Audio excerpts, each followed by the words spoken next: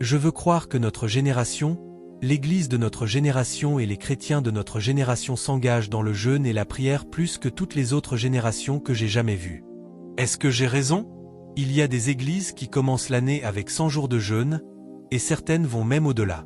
En réalité, nous sommes dans une génération où l'on dirait presque que les gens jeûnent davantage qu'ils ne mangent. Et pourtant, nous ne voyons pas cette puissance tangible capable de briser les joues. Cela signifie donc qu'il y a un problème dans ce que Jésus disait à cet endroit. Quel est réellement ce problème? Premièrement, il les a appelés une génération perverse. Ainsi, le problème ne se limite pas simplement au jeûne. Il faut arrêter cette perversité. Et pour arrêter cette perversité, il existe un type de jeûne qui est requis et exigé. Comment l'appelle-t-on dans Ésaïe 58? Le jeûne agréable à Dieu. Très bien. Je suis heureux qu'il y ait une ou deux personnes ici qui puissent suivre et comprendre ce dont je parle maintenant. Au verset 4, il dit « Voici, vous jeûnez pour disputer et vous querellez. » Ésaïe 58 verset 4. Pour frapper méchamment du poing. Vous ne jeûnerez pas comme vous le faites aujourd'hui, pour faire entendre votre voix en haut. Vous savez, vous voyez des gens qui jeûnent et qui crient. Leurs voix deviennent extrêmement fortes. Est-ce là le jeûne que j'ai choisi? Est-ce un jour où l'homme humilie son âme, courber la tête comme un jonc, et se coucher sur le sac et la cendre? Est-ce là ce que tu appelles un jeûne et un jour agréable à l'Éternel? Regardez le verset 6, voici le jeûne que j'ai choisi.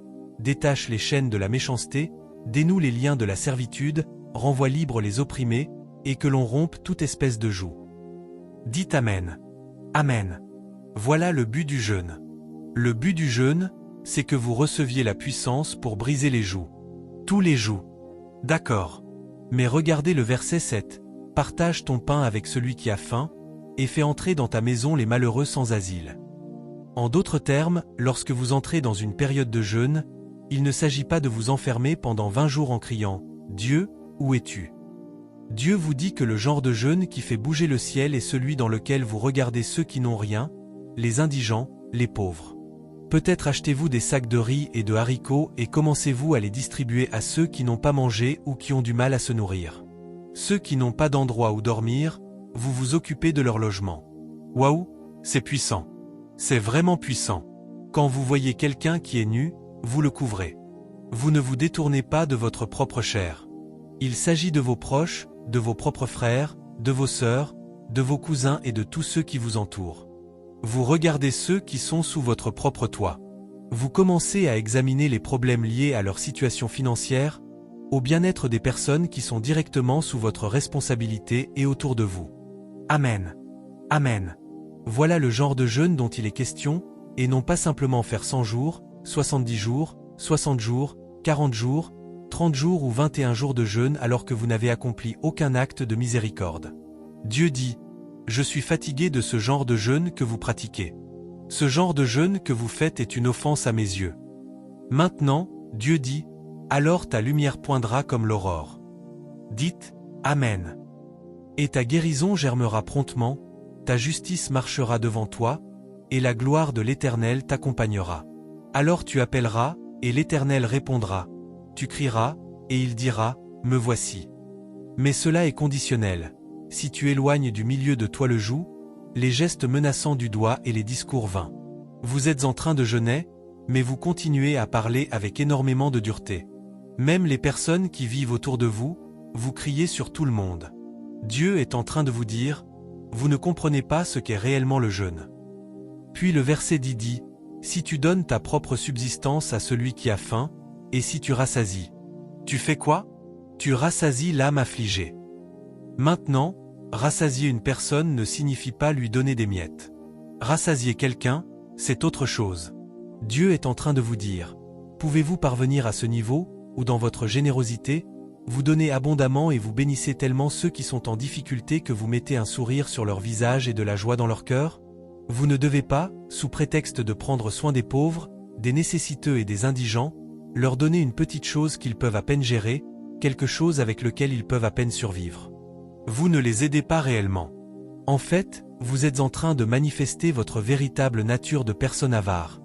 Et Dieu veut que vous brisiez ces limitations, que vous dépassiez ces dimensions-là. Vous rassasiez celui qui est affligé. Alors ta lumière se lèvera sur l'obscurité. Alléluia. En d'autres termes, le véritable jeûne consiste à vous engager dans des actes de miséricorde. Et le but de ce genre de jeûne, c'est qu'il ouvre une dimension dans le monde spirituel par laquelle vous pouvez briser tous les jougs. Partout où vous allez, la puissance du ciel est mise à votre disposition. Maintenant, nous avons parlé des disciples. C'était notre passage d'ouverture. Nous avons commencé, je crois, avec Matthieu 17. Nous parlions des disciples qui luttaient pour chasser un démon d'un petit garçon. Ils commandaient, ils criaient, mais ils étaient incapables de le délivrer. Maintenant, laissez-moi vous montrer pourquoi ils fournissaient beaucoup d'efforts pour obtenir très peu de résultats. Laissez-moi vous montrer pourquoi.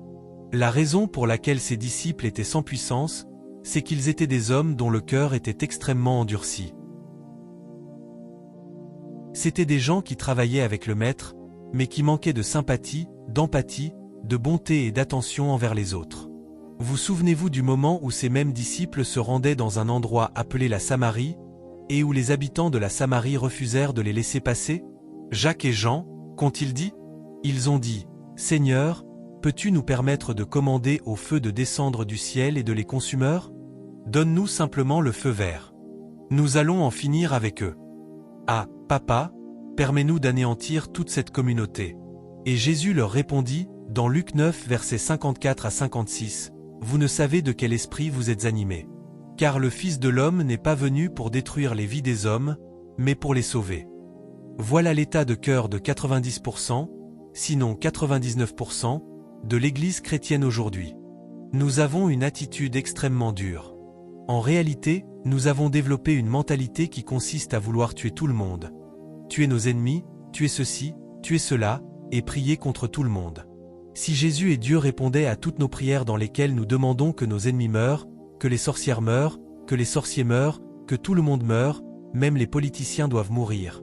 Si Dieu faisait l'erreur de répondre à de telles prières, les 2/3 de la population mondiale disparaîtraient tout simplement. Dieu merci, il sait comment répondre à vos prières et aux miennes.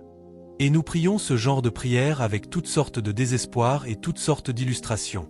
Vous voyez des gens prier pour que leurs ennemis meurent tout en portant de grosses pierres comme action prophétique, afin de lapider prophétiquement l'ennemi jusqu'à la mort. Vous voyez des gens porter de très gros et très longs morceaux de bois pour briser les os de leurs ennemis, pour leur briser tous les os. J'ai même regardé en ligne une église où les gens apportaient de l'acide à l'église afin de le verser sur l'ennemi. Frères, laissez-moi vous dire quelque chose, vous êtes très méchants. Vous êtes tellement méchants que si Dieu vous accordait ne serait-ce qu'une petite mesure de grâce et d'onction, vous tueriez beaucoup de gens. Oui. Et c'est ainsi que nous avons formé toute une génération de chrétiens endurcis, insensibles, au cœur dur et méchant. Amen. Oh, Amen. Cela ne signifie pas qu'il n'existe pas dans la Bible une place pour la prière contre nos ennemis. Est-ce que cela existe dans la Bible? Oui. Je peux vous dire qu'il y a eu des moments où j'ai prié de telles prières, et il y a également eu des moments où Dieu a honoré mes prières. Il existe certains agents méchants des ténèbres que Dieu s'est effectivement servi de moi pour éliminer. Mais il y a une manière dont l'Église fonctionne aujourd'hui. Nous fonctionnons avec un cœur tellement méchant. Maintenant, laissez-moi encore vous montrer quelque chose concernant ses disciples. Savez-vous que dans Matthieu 7 verset 12, Jésus a dit « Tout ce que vous voulez que les hommes fassent pour vous, faites-le de même pour eux. » Aimeriez-vous que les gens versent de l'acide sur vous? Aimeriez-vous que les gens prennent ce que nous appelons, comment l'appelle-t-on? Topoko? Est-ce koboku? Un gros et lourd bâton de fer, pour vous briser tous les os? Pourtant, ce sont exactement les choses que nous faisons au nom de la prière. Et j'ai découvert qu'il y a beaucoup de pasteurs pour qui cela constitue véritablement le domaine principal du ministère. En réalité, au moins une fois par mois, ils doivent tuer tout le monde, et ils doivent organiser une nuit entière de prière durant laquelle la sorcière doit mourir. Frères, c'est comme si nous avions complètement déraillé. Vous n'organisez pas une nuit entière de prière pour le relèvement national de votre nation. Vous n'organisez pas une nuit entière pour intercéder en faveur des perdus. Vous n'organisez pas une nuit entière pour crier à Dieu afin qu'il fasse miséricorde à ceux qui sont dans les ténèbres et qu'il brise leurs chaînes.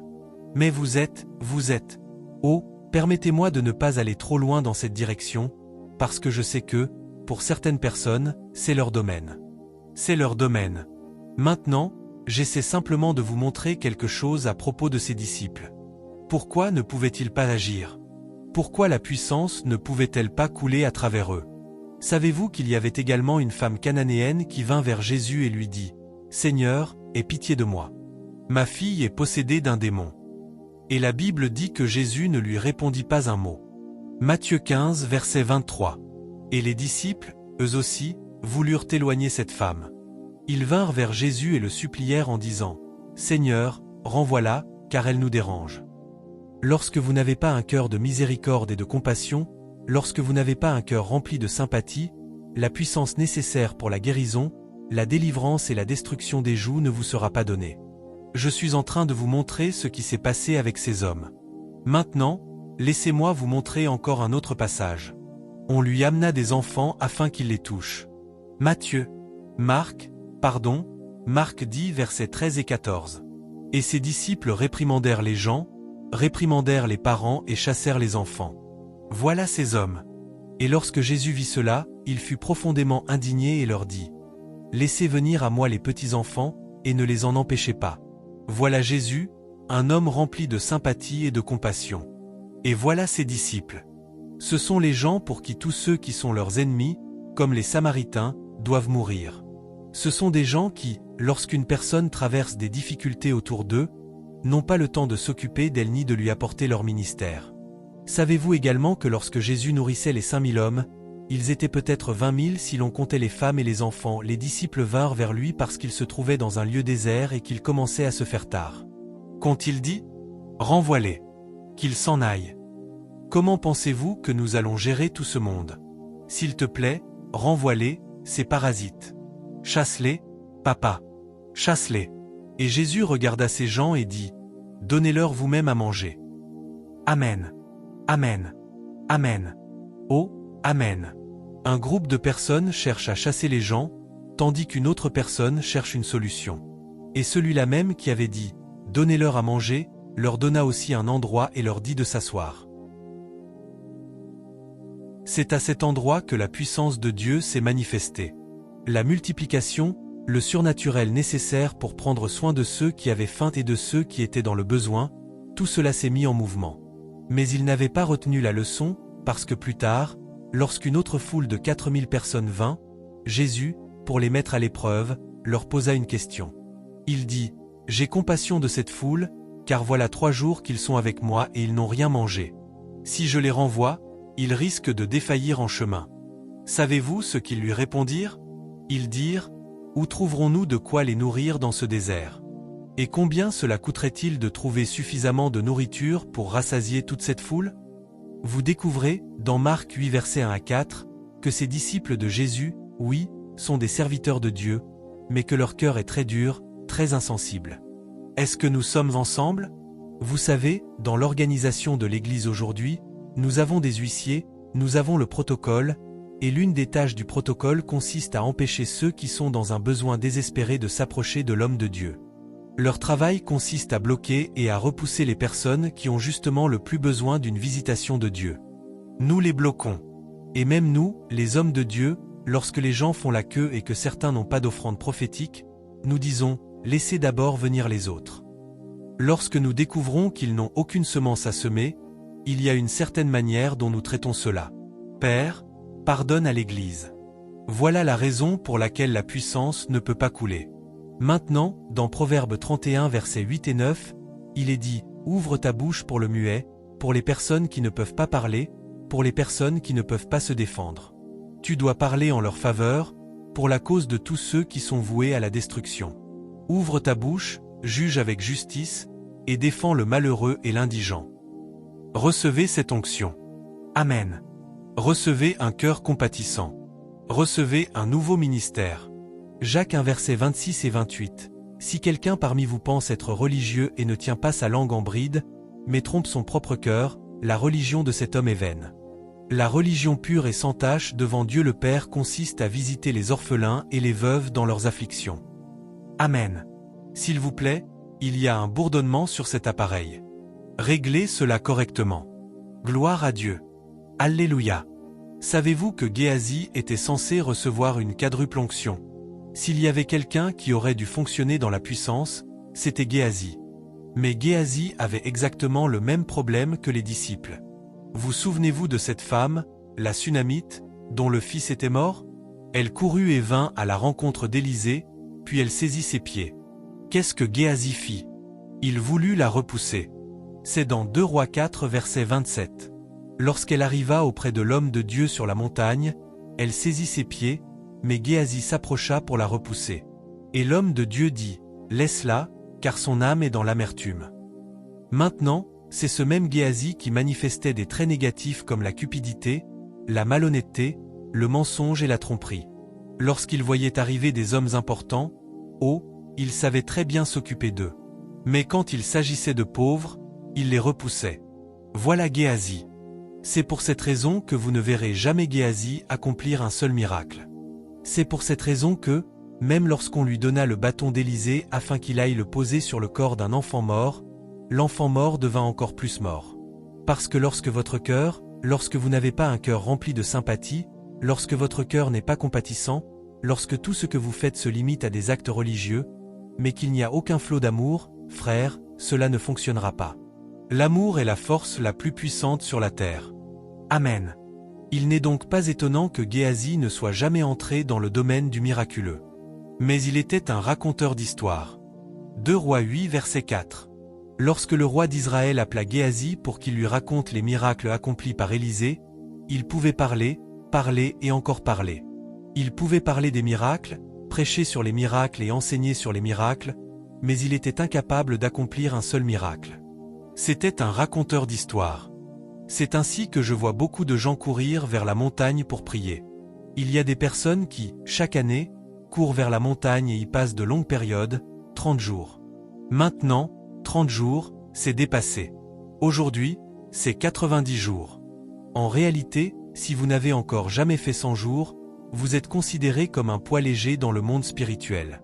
Pendant ce temps, sur cette montagne où vous allez prier, vous voyez des gens qui n'ont même pas de vêtements convenables à porter. Vous voyez sur cette même montagne des gens qui, peut-être, ne mangent pas correctement. Pourtant, il ne vous vient jamais à l'esprit de dire « Père, que puis-je faire pour améliorer leur vie ?»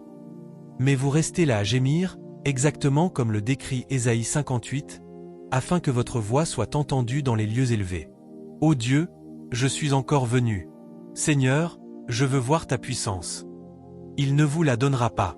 S'il faisait l'erreur de vous donner de la puissance, vous tueriez tout le monde dans votre famille.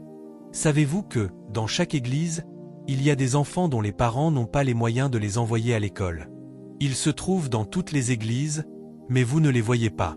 Au contraire, vous êtes occupés à prier Dieu pour qu'il vous donne de l'argent afin d'envoyer vos propres enfants étudier à l'étranger. Permettez-moi de vous poser une question. Combien de personnes avez-vous vous-même prises en charge pour assurer leur formation ou leur éducation? Vous allez peut-être répondre, « Je n'ai pas les moyens ». Voilà toujours votre problème. Je prêchais quelque part l'autre jour, et j'ai dit que toute personne qui affirme qu'elle n'a rien n'est, premièrement, une menteuse. Deuxièmement, elle est avare, et elle ressemble à cette femme avec son vase d'huile. On lui a demandé, « Qu'est-ce que tu as dans ta maison ?» Elle a répondu, « Je n'ai rien. » Tout le monde a quelque chose. Il n'existe personne qui n'ait rien. Et il n'existe personne qui n'ait pas d'argent. Chaque jour de votre vie, vous dépensez de l'argent. Vrai ou faux? Personne ne peut dire qu'il n'a rien. Le problème, c'est simplement que votre cœur n'a pas de place pour se tenir à la brèche en faveur des autres. Vous savez, à cause de la position dans laquelle le Seigneur m'a placé, de temps en temps, beaucoup d'épouses de nombreux hommes de Dieu viennent vers moi lorsque leur foyer traverse une crise, et elles viennent me parler de leur mari. Et vous seriez surpris de découvrir combien d'hommes de Dieu battent leurs femmes. Je veux dire, si je ne suis pas censé être celui qui les juge, je peux tout de même vous dire qu'ils battent leurs femmes. Et vous seriez surpris de voir combien d'hommes de Dieu ont des familles complètement dispersées. Leurs enfants eux-mêmes ne peuvent même plus rester à la maison. C'est devenu « chacun a ses tentes » au Israël. Vous seriez surpris de savoir qu'il y a beaucoup de femmes qui ont dû fuir leur maison pour se mettre en sécurité. Pourtant, ces hommes sont occupés à prêcher partout, et cela ne les préoccupe même pas. Et quand vous les voyez prêcher, que la puissance de Dieu se manifeste. Quelle puissance! Vous pensez que Dieu est un petit garçon que vous pouvez commander? Lorsque votre vie n'est pas droite et que vos voies ne sont pas droites? Michée 6 verset 8, on t'a fait connaître, ô homme, ce qui est bien et ce que l'Éternel demande de toi. C'est que tu pratiques la justice, que tu aimes la miséricorde et que tu marches humblement devant le Seigneur. Voilà ce que Dieu attend de nous. Comment pouvez-vous habiter dans une concession ou une maison où il y a peut-être quelques autres locataires et où chacun doit contribuer au paiement de la facture d'électricité ou de différentes autres charges? Et vous, en tant qu'enfant de Dieu, en tant que lumière dans les ténèbres, vous êtes précisément celui qui refuse de payer. Et c'est encore vous qui appelez votre propriétaire en disant « c'est un homme méchant ». Pendant ce temps, votre propriétaire ne vit peut-être même pas dans cette maison. Vous voyez, la raison en est que beaucoup de croyants n'ont qu'une forme de piété. Nous nous cachons derrière l'appellation « né de nouveau ». Laissez-moi vous montrer comment les gens d'église se comportent. Puis-je vous montrer? Oui, monsieur. Luc 10 verset 30. Jésus répondit, « Un homme descendait de Jérusalem à Jéricho.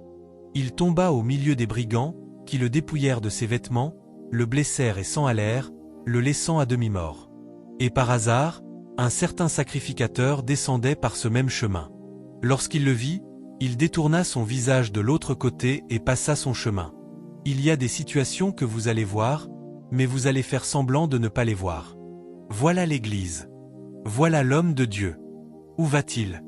Il va à l'Église. Pour faire quoi? Pour bombarder, pour décharger, pour délivrer. Celui qui prétend aller délivrer les autres n'a pourtant aucun respect pour la vie humaine. D'accord, verset suivant. De même, un lévite. Les lévites, ce sont les huissiers, le protocole, les choristes, les personnes qui nettoient le sanctuaire, l'équipe des médias. En réalité, ce sont les ouvriers de l'Église.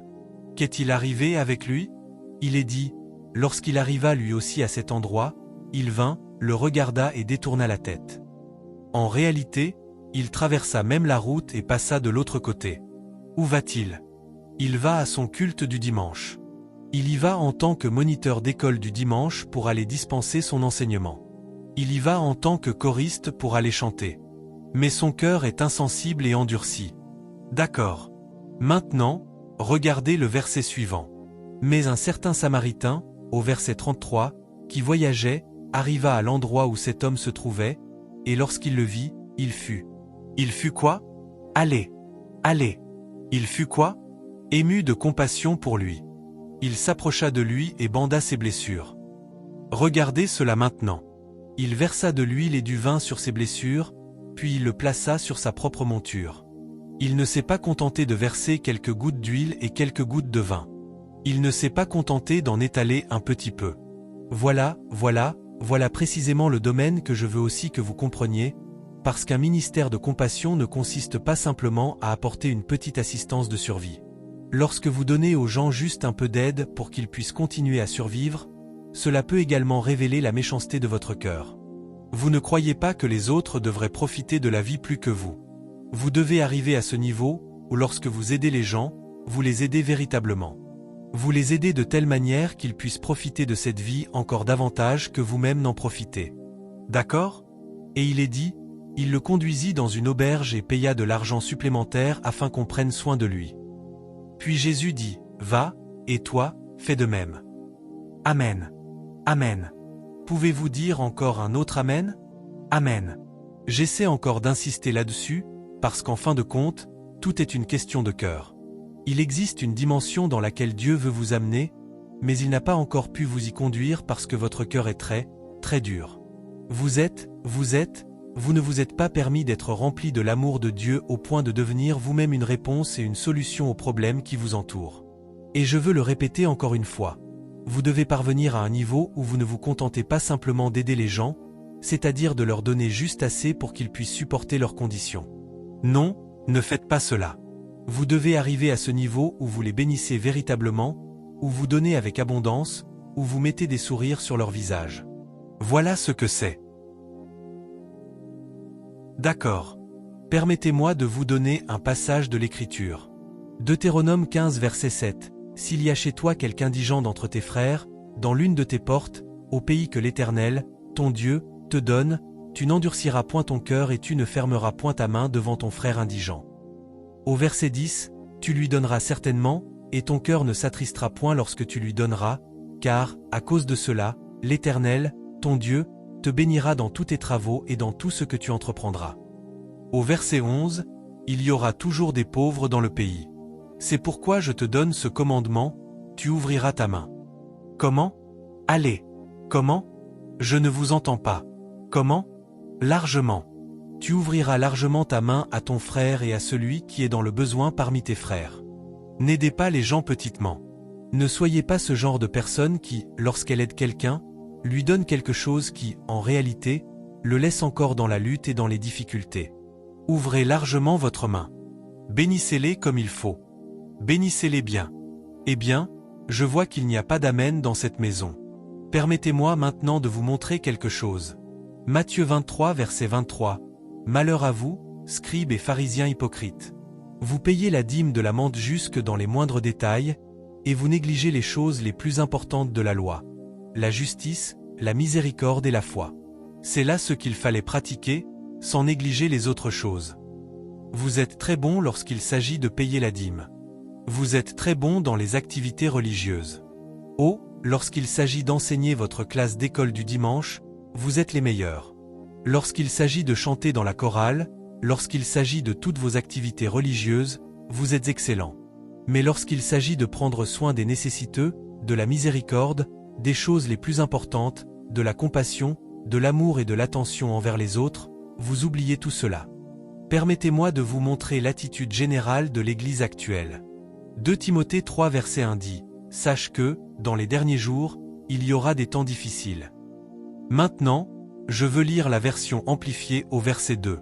2 Timothée 3 verset 2, version amplifiée. « Car voici, les hommes seront amoureux d'eux-mêmes, totalement centrés sur eux-mêmes, amis de l'argent, animés par un désir excessif et avides de richesse, orgueilleux, arrogants, méprisants, vantards, injurieux, blasphémateurs, moqueurs, désobéissants à leurs parents, ingrats, impies et profanes. Ils seront dépourvus d'affection humaine naturelle, insensibles, inhumains, implacables, n'acceptant aucune trêve ni aucun apaisement. » Avez-vous entendu cela? Ils ne laissent aucune place à une trêve. C'est pour cette raison qu'il y a aujourd'hui tellement de mariages dans la chrétienté qui sont en train de s'effondrer. Lorsque vous vous asseyez en tant qu'intermédiaire pour essayer de réconcilier un mari et une femme, vous découvrez que, du côté du mari comme du côté de la femme, personne n'est prêt à céder. Il n'y a aucune trêve. Il n'y a aucun apaisement. Chacun reste campé sur sa position. Personnellement, j'ai abandonné. Je ne m'occupe plus des problèmes conjugaux, parce que je ne peux pas perdre mon temps. La génération d'aujourd'hui est tellement endurcie. Vous pouvez passer 5 heures à essayer de réconcilier un mari et sa femme. Au bout de 5 heures, vous découvrirez simplement que personne n'est prêt à céder ne serait-ce qu'un centimètre, mais ils parlent tous en langue, QAKK. Ils seront calomniateurs, faux accusateurs, fauteurs de troubles, sans maîtrise d'eux-mêmes, dissolus dans leur moralité et leur conduite, incontrôlables, féroces, ennemis du bien. Puis le verset 5 dit, « Ils auront l'apparence de la piété, mais ils en renieront quoi? La puissance. Ils paraissent très saints, très justes, mais la puissance ne peut jamais couler à travers eux. Vous ne voyez jamais l'onction ni la grâce nécessaire pour briser les joues. Maintenant, j'ai décidé d'aller voir la Bible Message. La Bible Message, dans les mêmes passages, dit à partir du verset 2, « Des temps difficiles sont devant nous. Ne soyez pas naïfs. Des temps difficiles arrivent.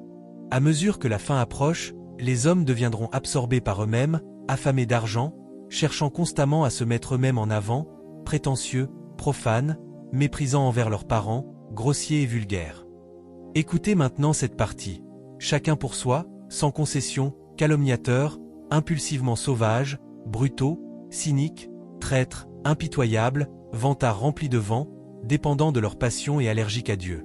Ils font étalage de religion, mais derrière les apparences, ce sont des animaux. Mon Dieu! Ils donnent l'apparence d'être des enfants de Dieu. Mais lorsqu'ils arrivent à la maison, ce sont des animaux. Les combats commencent. Les querelles commencent. Saint-Esprit, que cette parole puisse pénétrer profondément. Vous voyez, il existe une génération que Dieu veut susciter en cette heure, une génération qui opérera dans une puissance brute. Et cette génération qui opérera dans cette puissance brute devra subir une opération du cœur. Vous ne l'avez peut-être pas remarqué, mais presque tous les hommes et toutes les femmes de Dieu du dernier grand mouvement de Dieu, ainsi que ceux qui, aujourd'hui encore, sont puissamment utilisés par Dieu, observez-les et étudiez-les. Ils sont profondément engagés dans l'hospitalité. Vous ne le remarquerez peut-être pas, parce que, vous savez, ce sont surtout les faux prophètes qui viennent à la télévision pour vous montrer toutes les œuvres qu'ils accomplissent.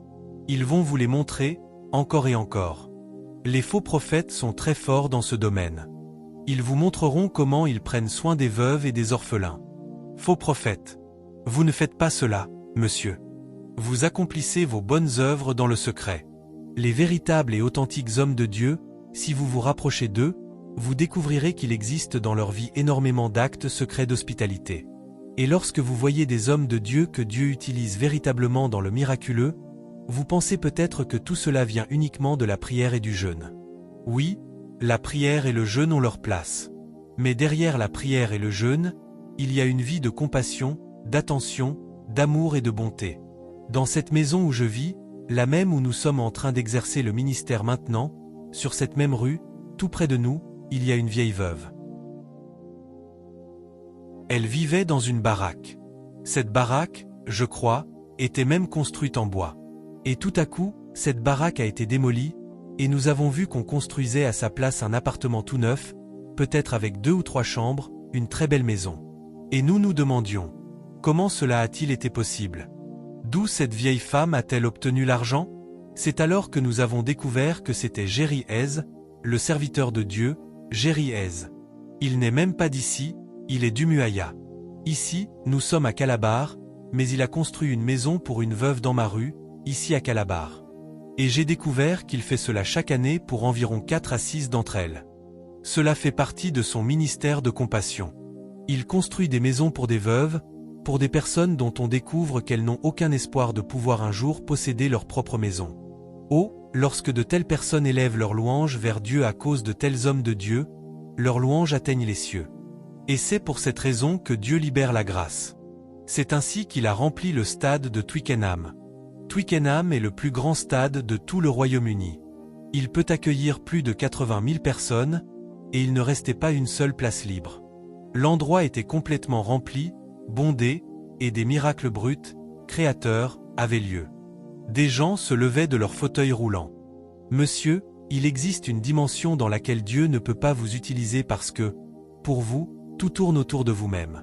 Maintenant, je ne pourrai pas entrer dans tous les détails, mais je peux vous dire que Paul Enanche est très engagé dans l'hospitalité, extrêmement engagé. Il n'est donc pas étonnant que des miracles bruts accompagnent son ministère. Et allez vérifier n'importe quel homme que Dieu utilise à un niveau élevé. Monsieur, ce n'est pas seulement le jeûne et la prière. Vous jeûnez, oh! Vous priez, oh! Vous jeûnez, oh! Père, me voici encore. Oh! Frère, vous allez bientôt mourir. J'ai écouté Matthew Ashimolowo parler de sa propre croisade à Ijebu. Il disait qu'il avait observé Reinhard Bonke et qu'il remerciait Dieu pour Reinhard Bonke. Mais lorsqu'il est allé au Ghana, il a vu que leur manière d'organiser les croisades au Ghana était différente. Quelle était la différence? Lorsqu'ils organisent une croisade, ils distribuent de la nourriture aux pauvres et aux nécessiteux.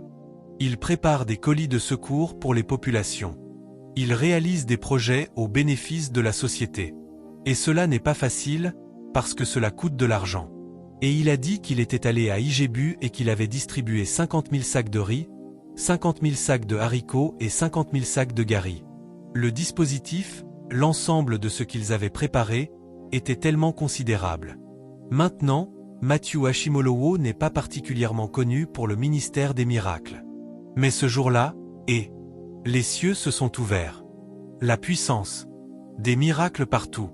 Et il demandait à Dieu, « Ah, papa, je n'avais encore jamais vu quelque chose comme cela auparavant. » Et Dieu lui dit, « Oui, parce que toi non plus, tu n'avais encore jamais fait quelque chose comme cela auparavant.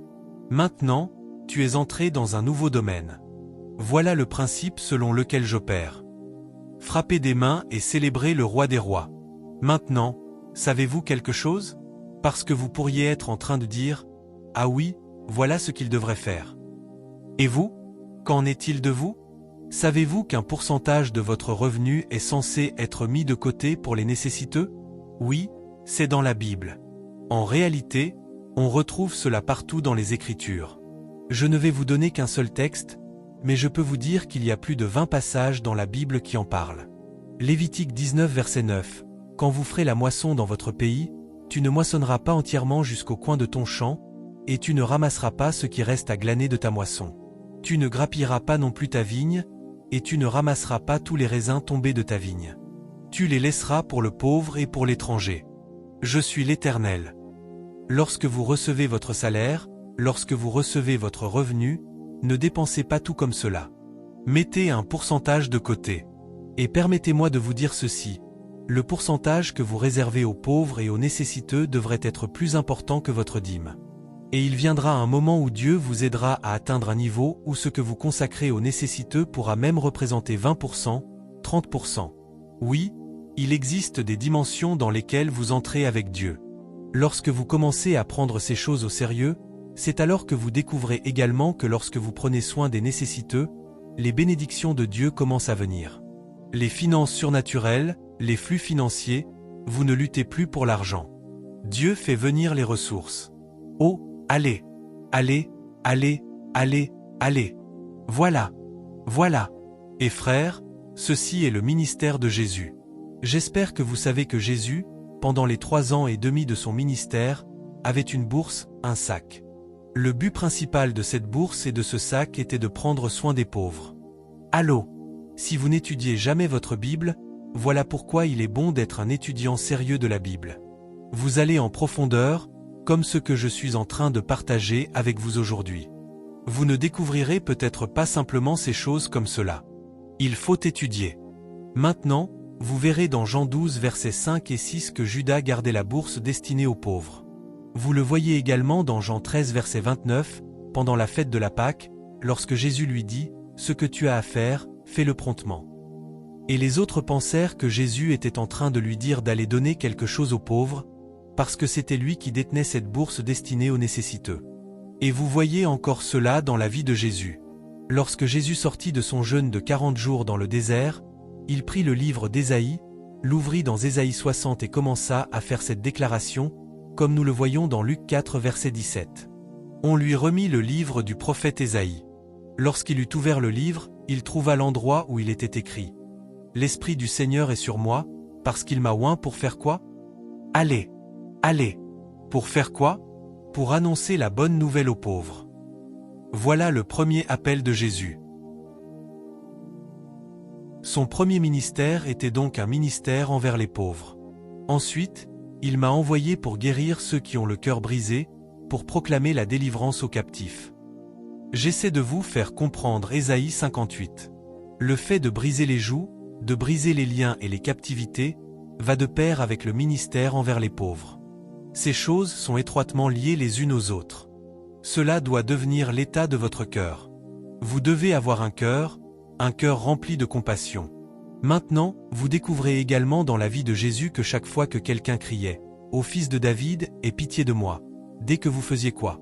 Peu importe qui vous étiez, que vous soyez qualifié ou non, dès que vous faisiez appel à la miséricorde, et Jésus devait s'occuper de votre cas, parce que cela faisait partie de son appel. Il avait un cœur compatissant.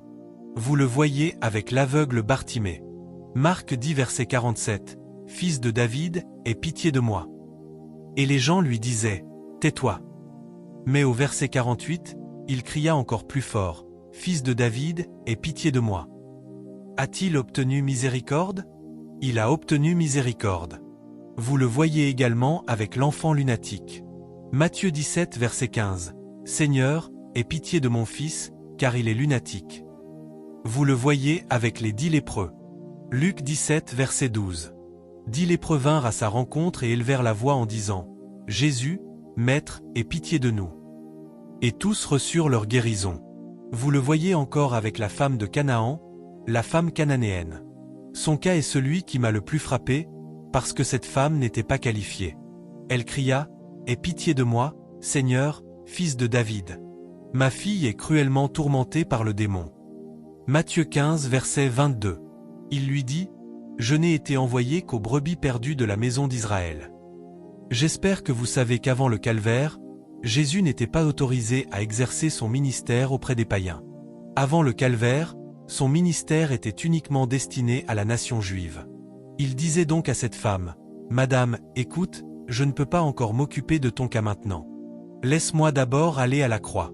Lorsque je reviendrai de la croix, alors ton cas pourra être traité. » Mais elle dit, « Seigneur, aie pitié de moi. » Ainsi, le cri pour obtenir miséricorde a brisé le protocole.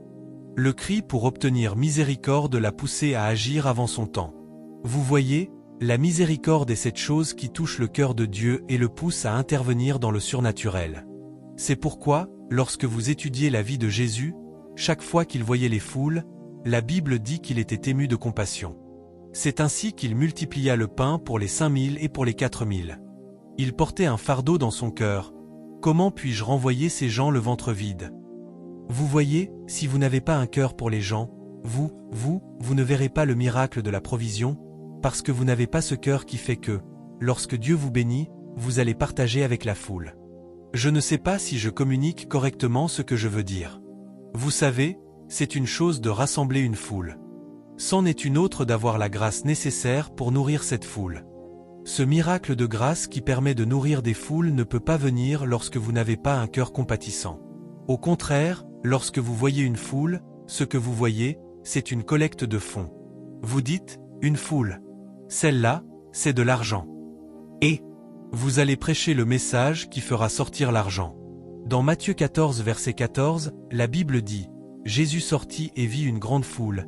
Il fut ému de compassion envers elle, et il guérit les malades. » Je veux que vous compreniez que c'est cela qui ouvre les cieux.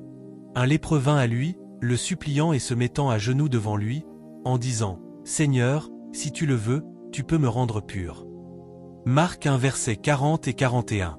Et Jésus, ému de compassion, étendit la main, le toucha et lui dit, « Je le veux, sois pur. » Et il existe beaucoup d'autres passages. Partout où vous voyez Jésus agir avec une grande puissance, il est ému de compassion. Il porte le fardeau des afflictions, des souffrances et des douleurs que les gens traversent, et il cherche tous les moyens possibles pour résoudre leurs problèmes. Amen. Amen. Oh, permettez-moi de commencer à conclure. C'est ainsi que vous entrez dans la dimension de Dieu. C'est ainsi que vous entrez dans la dimension de Dieu. Psaume 82 verset 2. Jusqu'à quand jugerez-vous avec injustice et aurez-vous égard à la personne des méchants? Défendez le pauvre et l'orphelin, rendez justice à l'affligé et au nécessiteux. Délivrez le pauvre et l'indigent, arrachez-les de la main des méchants.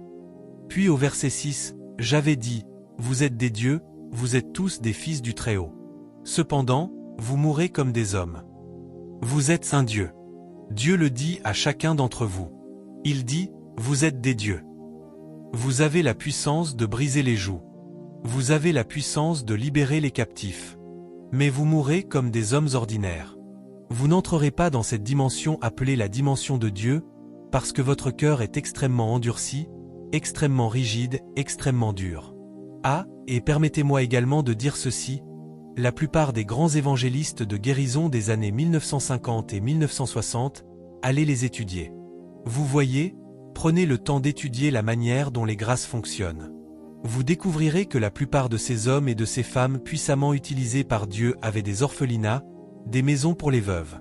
En réalité, ils étaient profondément impliqués dans les œuvres sociales et dans les questions de justice. Jacques Coe, le grand évangéliste de guérison, prenait soin de 200 orphelins. Savez-vous ce que cela signifie de prendre soin de 200 personnes? Allez! Êtes-vous capable de prendre soin de seulement 2 personnes vivant dans la rue? Et voici un homme qui prenait soin de 200 personnes. Il n'est donc pas étonnant de voir le genre de puissance qui accompagnait son ministère. Jacques Coe a relevé 67 infirmes au cours d'une seule réunion. Il exerçait une puissance extraordinaire. Comment est-il parvenu à cette dimension? Monsieur, il existe une dimension que Dieu ne vous confiera jamais tant que vous n'aurez pas un cœur compatissant et généreux. T.L. Osborne, qui a bouleversé toute l'Afrique, avait lui aussi des orphelinats. Alors allez étudier ces hommes. Découvrez leurs secrets. George Muller, lui, avait plus de 2000 orphelins. 2000 orphelins. Lester Saint-Rall. Voilà de grands hommes. Charles Adon Spurgeon. Charles Adon Spurgeon avait 2 immenses orphelinats. Il a construit 17 maisons pour des veuves. Savez-vous ce que cela signifie de construire une maison, non pas pour vous-même, mais pour des veuves? Il en a construit 17.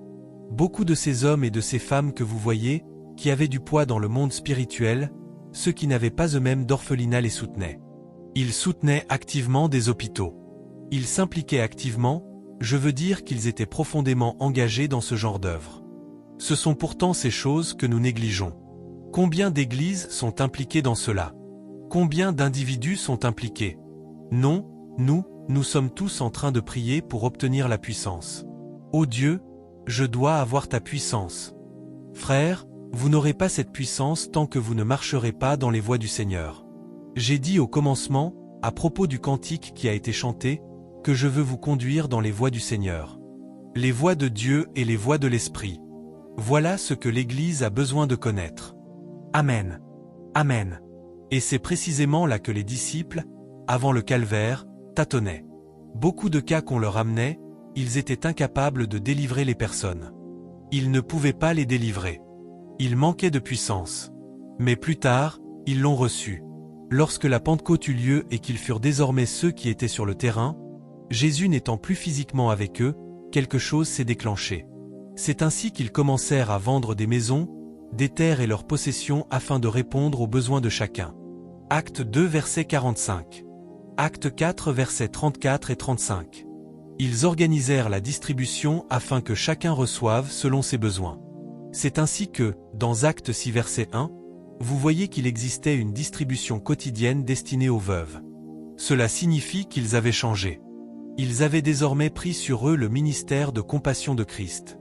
D'accord.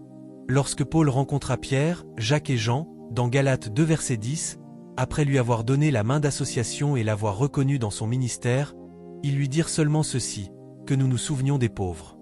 Pouvez-vous dire Amen? Amen. Voilà quel était leur conseil. Ils l'avaient reconnu, ils lui avaient donné la main d'association, et Paul disait que dans ce domaine du ministère envers les pauvres, lui non plus n'était pas en retard. Il était actif dans cette dimension. Parce que l'Église primitive, ces mêmes disciples qui auparavant n'avaient pas la puissance pour chasser un démon, lorsqu'ils ont changé, lorsqu'ils ont opéré cette transformation, c'est alors que les cieux se sont également ouverts. La puissance leur a été rendue disponible, et ils ont bouleversé leur génération. Je vous le dis, frères, l'Église de notre génération est une génération qui manque énormément de puissance, alors même que nous jeûnons davantage que toutes les autres générations. Nous jeûnons. Oh! Nous prions. Oh! Mais aucune puissance. Nous devons nous repentir. Nous devons retourner à la maison. Nous devons reprendre sur nous le ministère de compassion, de sympathie, d'attention et d'amour. Je vois un jour nouveau s'ouvrir. Je vois la main puissante de Dieu reposer sur votre vie. Je vous vois devenir un puissant libérateur. Je vois qu'aucun démon ne pourra tenir devant vous. Je vois l'onction de guérison couler à travers votre bouche, à travers vos mains. Je vois des joues être brisées. Je vois la puissance de Dieu reposer sur votre vie comme jamais auparavant. Arrêtez-vous un instant. Il existe une dimension dans laquelle vous allez entrer alors que vous approchez de la fin de cette année. Les gens vous demanderont « Ah, quel est votre secret? D'où vous vient cette grâce? Comment êtes-vous entré dans cette dimension de puissance ?»